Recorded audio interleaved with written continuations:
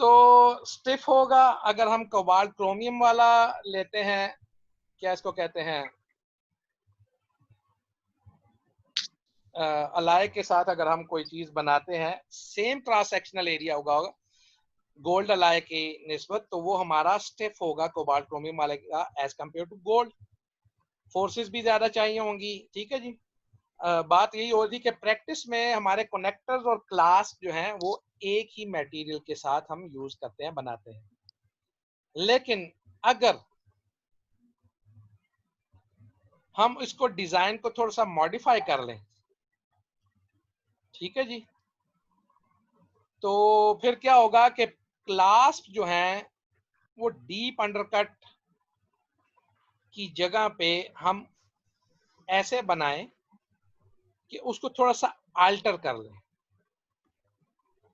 ठीक है ना, कि वो डीप अंडरकट को एंगेज तो करें, ठीक है जी, लेकिन वहां पे वो कम अज कम उस एरिया में जाएं ताकि अल्टरेशन या बेंडिंग जो है वो फ्रैक्चर में ना उसको कर सके। उसकी थिकनेस जो है हम थोड़ी सी कम कर दें। थिकनेस कम होने से क्या होगा, उसके अंदर मॉडुलस ऑफ इलास्टिसिटी भी थोड़ा सा कम हो जाएगा, ठीक है जी। तो वहां से क्या होगा, डिफॉर्मेशन हमारी कम होनी शुरू हो जाएगी। तो ये डिजाइन हम थोड़ा सा चेंज कर सकते हैं। तो एडजस्टमेंट जो है उसमें क्या होगी, वो ये होगी कि हम पूरे का पूरा उसको क्लास्प नहीं बनाएंगे, उसको हाफ बना लेंगे। गोल्ड क्लास के साथ अगर बनाएंगे तो फुल क्लास्प होगा, फुल एम्ब्रेस करेगा, दांत पूरे को होल्ड करेगा। और अगर हम कोबाल्ट क्रोमियम का बना रहे हैं तो वो हाफ को कर देगा, ठीक है जी। और थिनर सेक्शन होगा उसका, क्रॉस सेक्शन जो होगा थिन होगा, ठीक है जी। तो लेकिन चूंकि उसकी फोर्स अपनी बहुत ज्यादा मतलब वो रिटेन कर सकेगा, तो वो आधा भी वहां पे काम करेगा। अब समझ आ गई कुछ थोड़ी बात की, एज कंपेयर टू गोल्ड, ठीक है जी। इसी तरह से छोटा अंडरकट भी हमारे लिए उसको रिटेंटिव बनाने के लिए बहुत ज्यादा काम दे जाएगा एज कंपेयर टू गोल्ड के, उसको हम पूरे के पूरे अंडरकट के नीचे लेके जाए, ठीक है जी। लेकिन ये प्रिसाइज पोजीशनिंग होती है क्लास आर्म की, जो कि हर मर्तबा अचीवेबल नहीं होती, ठीक है जी। तो इसको ओवरकम करने के लिए फिर हम एक मिक्स टेक्निक यूज करते हैं। And what is the mix technique? That cobalt chromium alloy. Why we are going to imply the mixed technique? Because cobalt chromium clasps are initially very retentive, but at the passage of time they lose their retention because of permanent deformation, ठीक है जी। और the engagement of undercuts which are too small and inadequate retention of that small clasps. So the best of both worlds is use cobalt chromium alloy for connectors and type 4 gold alloys for clasps. आसान काम, ये आपने लिखना है। और अगर बना सकें कभी मुस्तकबिल में तो आप ये कर सकते हैं। हमारे जमाने में तो अभी से 1 लाख को 5-5.5 हजार रुपए पे गोल्ड चला गया, आपके जमाने में कोई 10 लाख पे ही होगा तोला। तो कोबाल्ट क्रोमियम अलाय जो है उसके साथ आप कनेक्टर्स बना लें, और गोल्ड अलाइव टाइप 4 के साथ आप उसके क्लास बना लें, तो ये दोनों वर्ल्ड्स आपके इकट्ठे हो जाएंगे।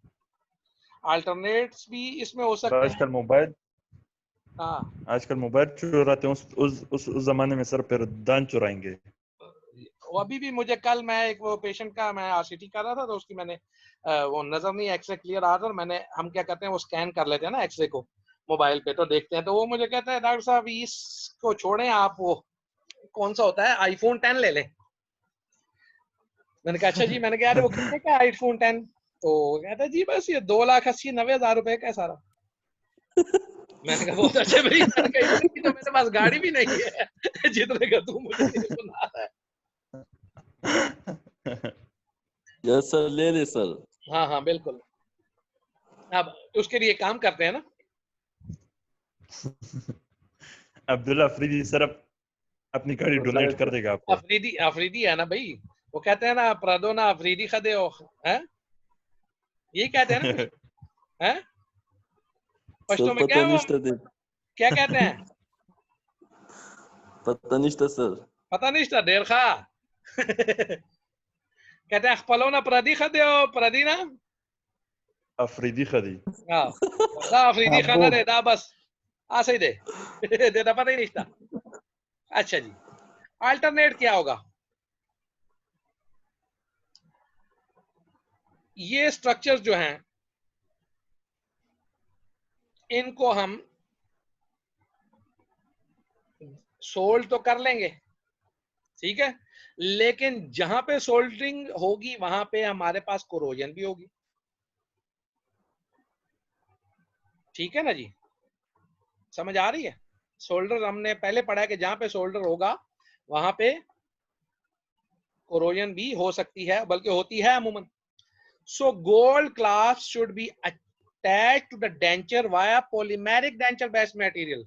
तो जो हमारा कास्ट पार्शल डेंचर होता है उसमें हमारा पॉलीमर जो है पॉलीमिथाइल मेथैक्रिलेट मटेरियल भी तो यूज होता है ना, तो वो कहते हैं गोल्ड जो क्लास्प है वो आप उसके साथ लगा दें, डेंचर बेस्ड मटेरियल जो है पॉलीमर्स उसके अंदर पॉलीमेरिक जो डेंचर बेस्ड मटेरियल है गोल्ड क्लास्प उसके साथ हो तो ये कोरोजन भी नहीं होगी और किस्सा खत्म हो जाएगा।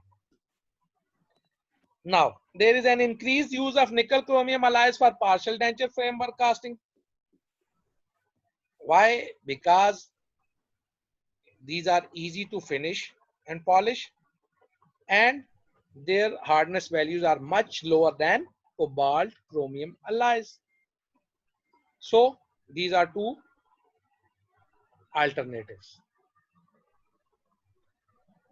Now nickel based alloys for removable appliances were जी जी जी जी क्या कहना चाहते हैं जी? आवाज नहीं आ रही थी सर, आपकी आवाज नहीं आ रही थी सर। अच्छा, क्या किस चीज की आवाज नहीं? पिछली पूरी स्लाइड दोबारा पढ़ो, क्या करूं? सर अब क्या बोल रहे हैं? मैंने कहा किस चीज की आवाज नहीं आ रही थी? पिछली पूरी स्लाइड दोबारा पढ़ूं? नहीं सर, ये पिछला पॉइंट पढ़ दे दोबारा। अच्छा जी, पिछला ये आखिरी था ना कि फिनिशिंग एंड पॉलिशिंग जो है कोबाल्ट क्रोमियम की निस्बत हमारी जो है निकल क्रोमियम की बहुत ज्यादा आसान है, क्योंकि उसकी हार्डनेस वैल्यू जो है वो मच लोअर है निकल क्रोमियम की। Clear?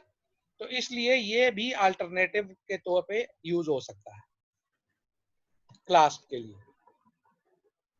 Clear?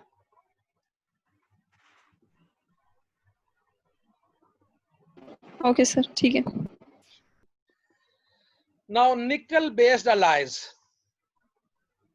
both nickel chromium and gold alloys, they have adequate mechanical properties,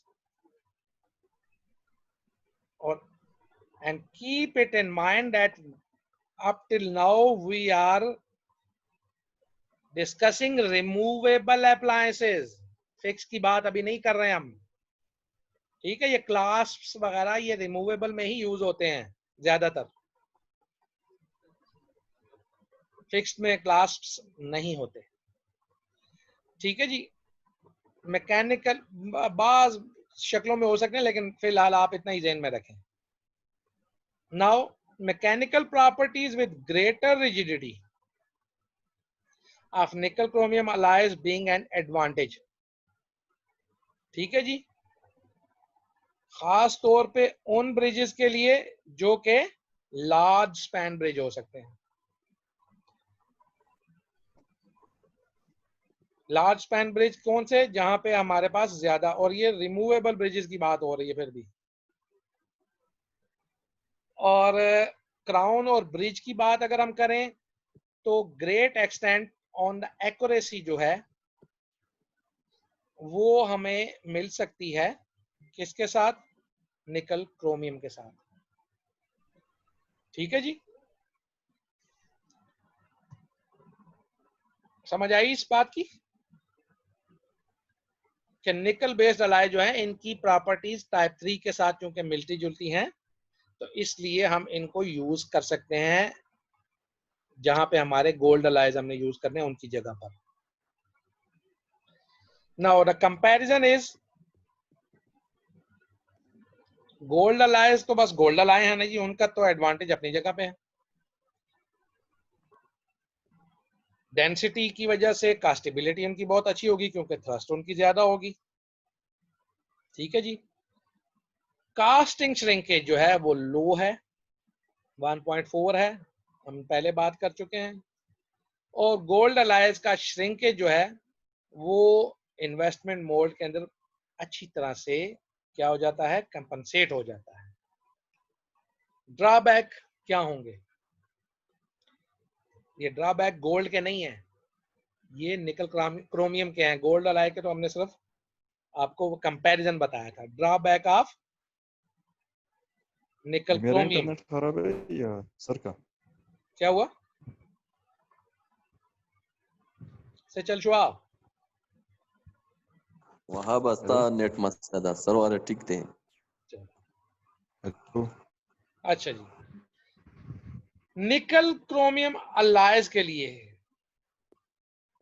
contraction जो है वो कंपनसेट नहीं होती, सीधी सी बात है, 2 कम अज कम है, जिसकी वजह से होगा क्या? हमारा जो ब्रिज होगा या क्राउन होगा वो इल फिटिंग होगा। हालांकि आजकल तो बहुत अच्छा सिस्टम हो चुका है, लेकिन फिर भी फिटिंग की प्रॉब्लम हमें रहती है। एमन जेब हमारे पास है कोई?